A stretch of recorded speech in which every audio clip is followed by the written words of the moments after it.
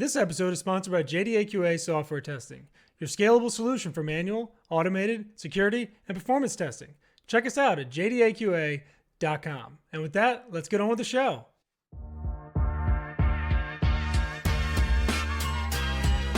This is The First Customer, hosted by Jay Agner.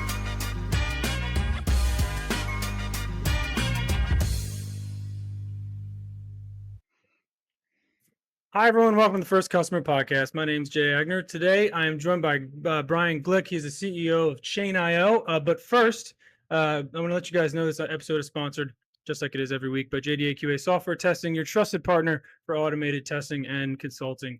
Brian, hello, my friend. I've been trying to chase you down forever. You're traveling all over the world. We were just talking about that. You have more airline points than anybody should ever have. It is. I have an unreasonable amount of airline miles right now. That's part of being in the global freight business. Well, yeah, I was gonna say. So, I mean, just off the top, like we'll get into Chain and we'll get into your background and all this other stuff. But why all the travel? Why are you all over the place? What necessitates that?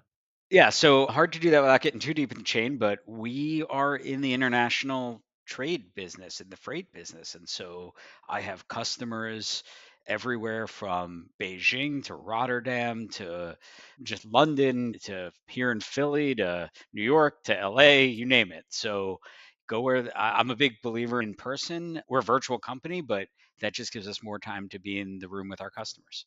I love that. Yeah, we'll get into all that. So, tell me, where did you grow up, and did that have any impact on you being an entrepreneur? Grew up in South Jersey. I don't know that particular aspect of my life led to being an entrepreneur so much as, was always in a family where, my father was an attorney, and when I was very young, started his own firm, and then ended up working for other firms. But I saw that as an archetype. My mother was always working in leadership positions in businesses, and it just always seemed very natural to me that if you're going to do something, you take it all the way to the end, right? Right. And all the way to the end is often, in my mind, translated to build your own company. I love that. So. And what was the first business you started? So that's a tricky question because I think every founder has to either admit or not admit the 5 that never made it out of my Sure. house, Yeah, I'd love to including hear one that I actually about filed legal documents for. it. Okay. So there was a company, as a true Philly person would, my first company was Franklin Innovations, and we never actually had a product or anything, but I was trying. So 4 or 5 of those. And then my first company was called Aspect 9. We made some software that is very interesting if you're very deeply into the customs world for like really big companies. So our first customer was Ralph Lauren.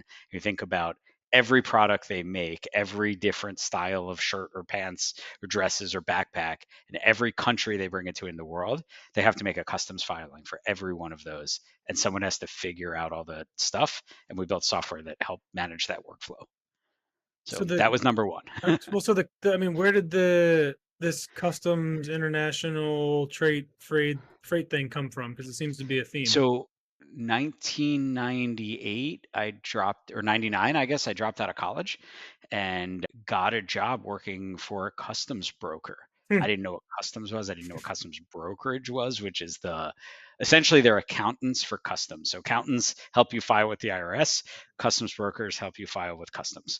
And they had to tell me that on the first day. All I knew was I got to live near South Street here in Philly, and I was just turned 21 a couple weeks before, and that seemed like a pretty sweet deal. And I didn't have to live with my parents, so I got a job crawling under desks, plugging in computers, like just literally cutting wire, crimping cables, plugging in the PCs, and learned the business from the inside. And somewhere along the way, figured out that the supply chain and international trade world was actually more interesting to me than the tech world. Hmm. So how did you translate that later into what you have with Chain? no. Is there any other businesses along the way? Yeah, so there was that first one, and that first one within a year was acquired by a customs broker, another customs broker who Mhm. realized that bringing tech to their customers was going to be an important part of their future. So while I was there, I ended up leading sales and IT at the same time. Hmm.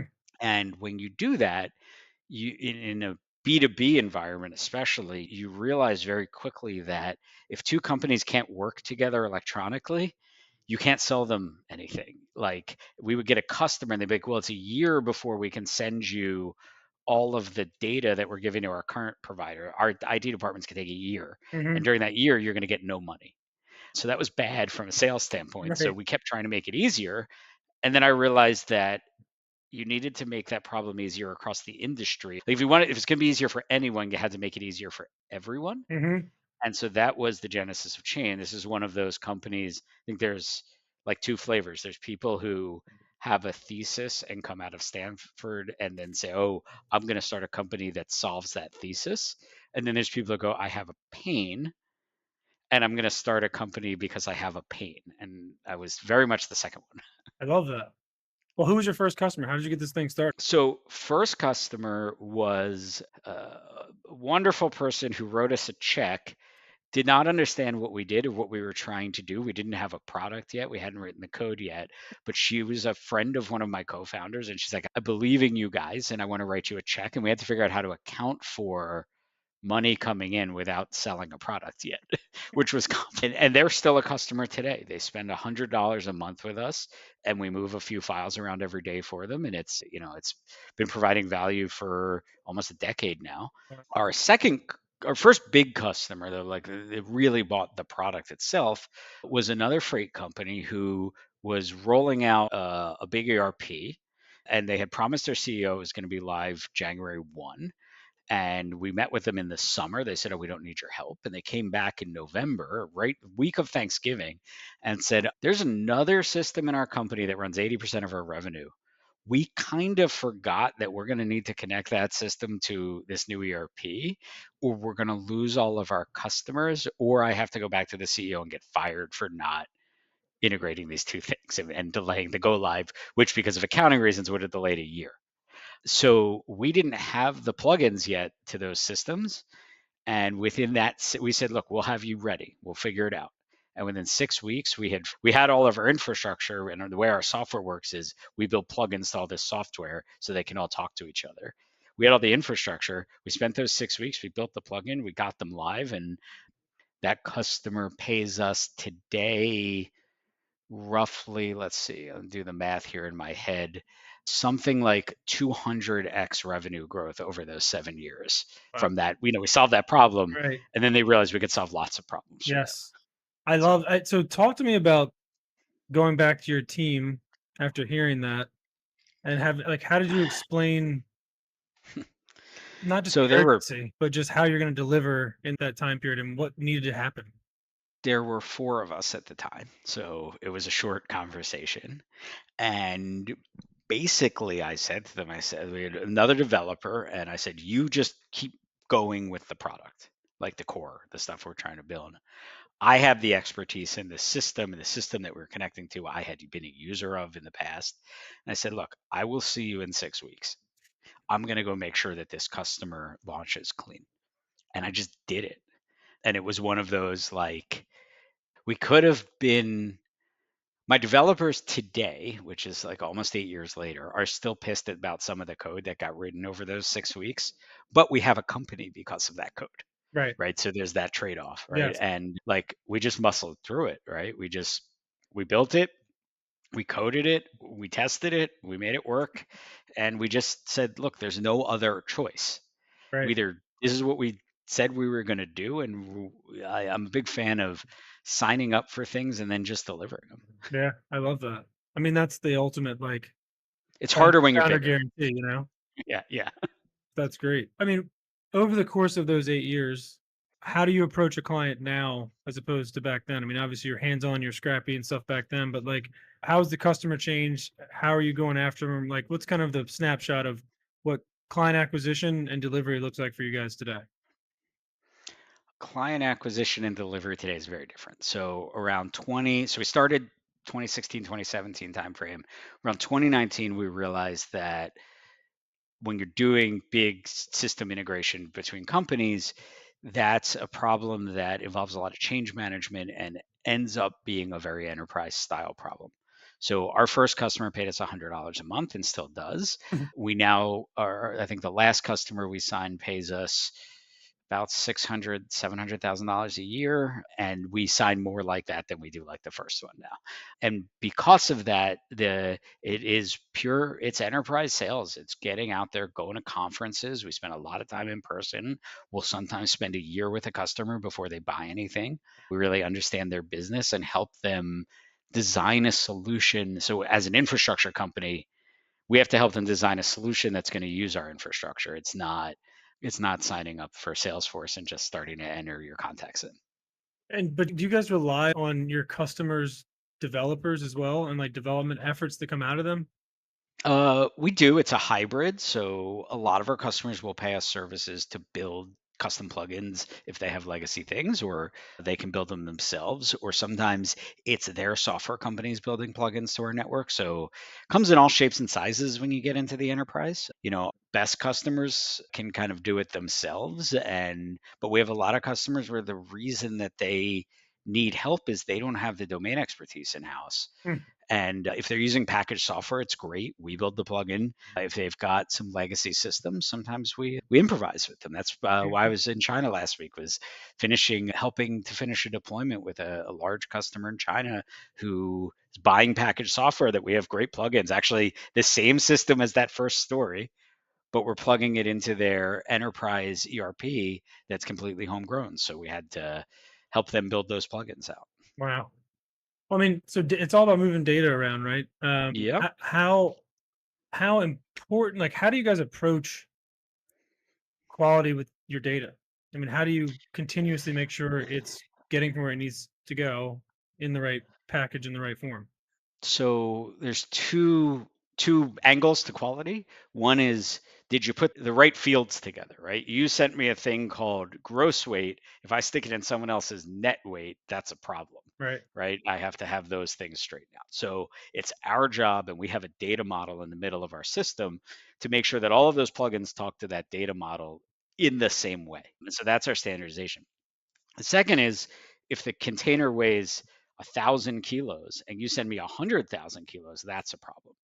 That problem is actually the responsibility of the actual software that's interacting with us. So Hmm. we will move bad data for you Right. because that's not necessarily our role. The same way that the phone company is responsible for making sure that your voice sounds good on the phone, but not for checking if you're lying to your wife, That's a right? Like great that's analogy. content. What a great analogy. I have to assume you've used that before. I can't believe Actually, I've never. I just really. made that up on the You, fly, but it that's will a be used again. that is a I mean, talk about a great analogy. I absolutely love that. I am kind of proud of that That is, one. I mean, on the fly, that was impressive. So, I mean, how is there any problems that you guys, or what's the biggest problem, or is there a problem that you've been trying to solve for the life of the company and you haven't solved yet? Is there just an ever going thing? um, okay, so what I tell my team all the time is, when you do systems integration and when you're any kind of infrastructure level, like, well,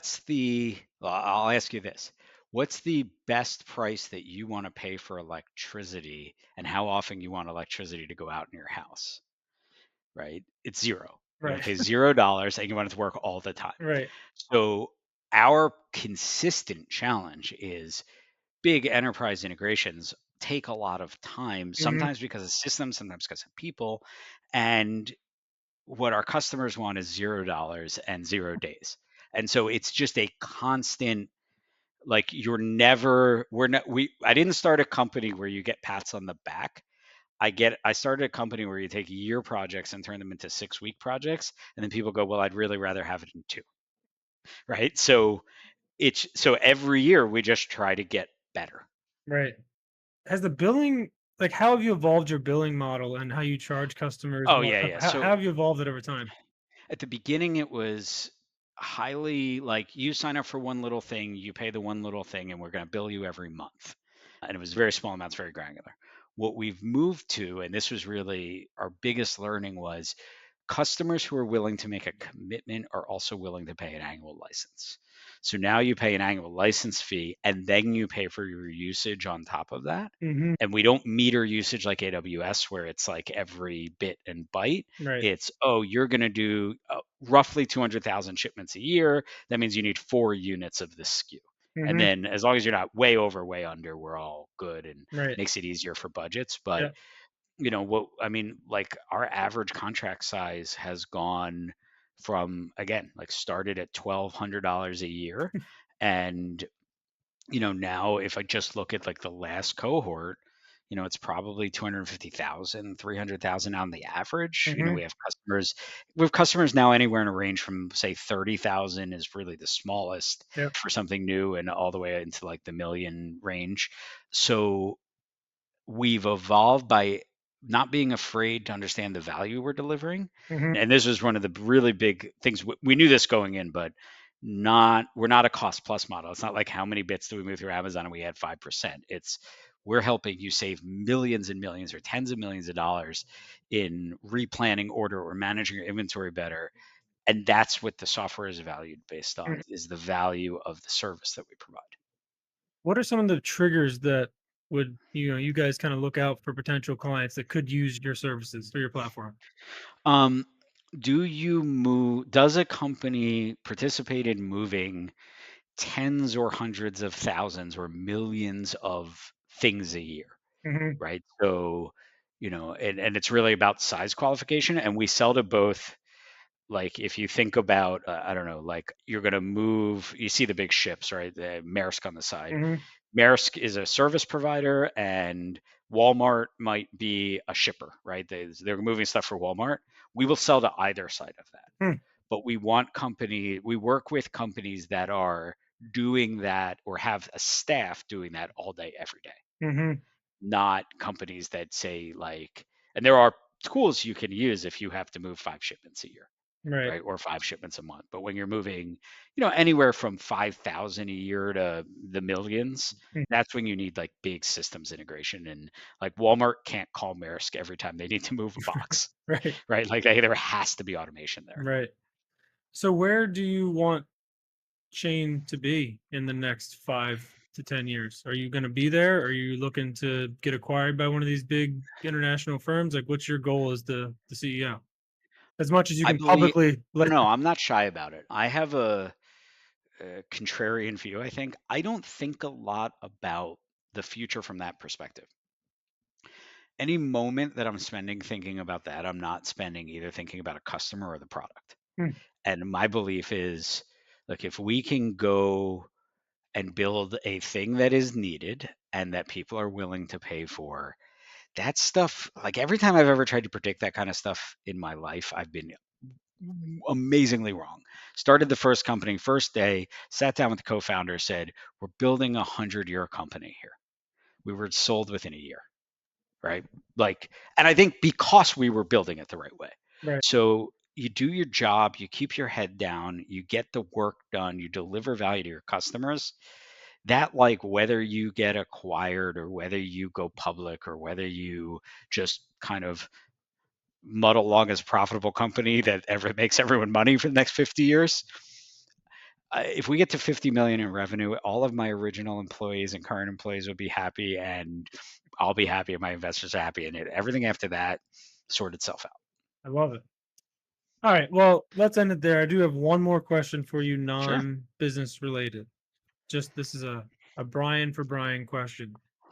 What would you, if you could do anything on earth and you knew you wouldn't fail, what would it be?